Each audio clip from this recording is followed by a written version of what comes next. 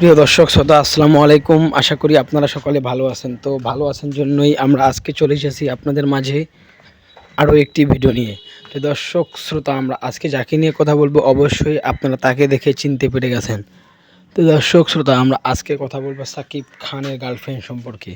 তো দর্শক শ্রোতা, সাকিব খানের গার্লফ্রেন্ড সম্পর্কে আজকে আমরা আপনাদের কিছু অজানা তথ্য দেব।